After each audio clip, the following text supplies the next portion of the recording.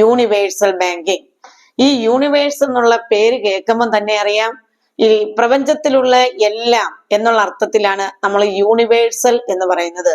എന്ന് പറഞ്ഞാൽ എല്ലാ ബാങ്കിങ് ആക്ടിവിറ്റീസും അല്ലെങ്കിൽ എല്ലാ ആക്ടിവിറ്റീസും അണ്ടർടേക്ക് ചെയ്യുന്ന ബാങ്കിങ്ങിനെയാണ് നമ്മൾ എന്തെന്ന് വിളിക്കുന്നത്?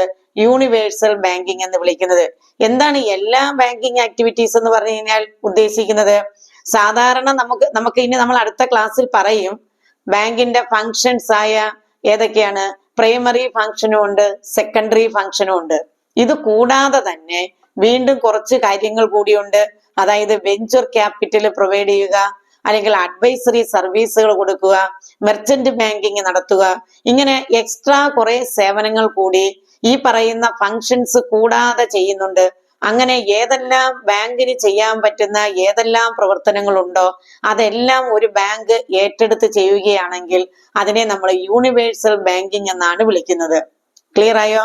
അപ്പൊ യൂണിവേഴ്സൽ ബാങ്കിങ് എന്ന് പറഞ്ഞാൽ the bank which provide all activities in addition to their functions. അവരുടെ ഫങ്ഷൻസ് കൂടാതെ മറ്റെന്തെല്ലാം ആക്ടിവിറ്റീസ് ഒരു ബാങ്കിന് ചെയ്യാൻ പെർമിഷൻ ഉണ്ടോ അതെല്ലാം ചെയ്യുന്ന ബാങ്കിനെയാണ് നമ്മൾ യൂണിവേഴ്സൽ ബാങ്ക് എന്ന് പറയുന്നത്. അങ്ങനെ ഒരു യൂണിവേഴ്സൽ ബാങ്കിന് എക്സാമ്പിൾ പറയാൻ പറഞ്ഞാൽ സ്റ്റേറ്റ് ബാങ്ക് ഓഫ് ഇന്ത്യ ആണ് അതിന് എക്സാമ്പിൾ. എന്ന് പറഞ്ഞാൽ യൂണിവേഴ്സൽ ബാങ്കിന്റെ ഏറ്റവും പ്രധാനപ്പെട്ട എക്സാമ്പിളായ state bank of India merchant banking business കൂടി അവർ എന്ത് ചെയ്തിട്ടുണ്ട്? സ്റ്റാർട്ട് ചെയ്തിട്ടുണ്ട്.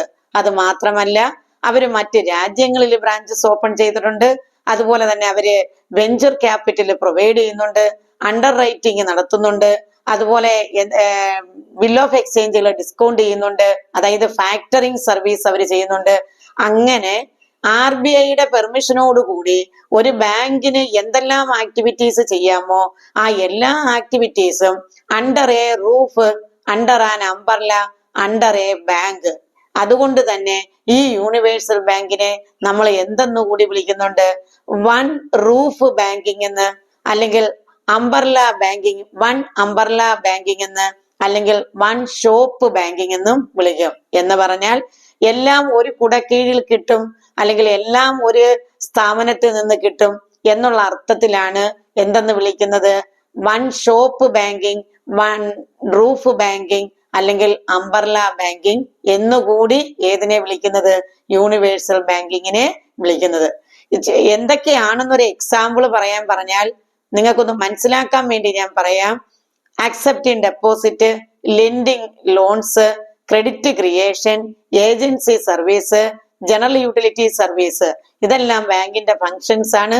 ഇത് കൂടാതെ merchant banking, under writing, discounting of bill, അതുകൂടാതെ പ്രോജക്റ്റ് വർക്കുകൾ ഏറ്റെടുത്ത് ചെയ്യുക, അഡ്വൈസറി സർവീസുകൾ കൊടുക്കുക, ഇൻഷുറൻസ് പ്രോഡക്റ്റുകൾ വിൽക്കുക, ഇങ്ങനെ തുടങ്ങി മറ്റെന്തെല്ലാം, അതുപോലെ തന്നെ സ്റ്റോക്ക് മാർക്കറ്റുമായി ബന്ധപ്പെട്ട പ്രവർത്തനങ്ങൾ ചെയ്യുക.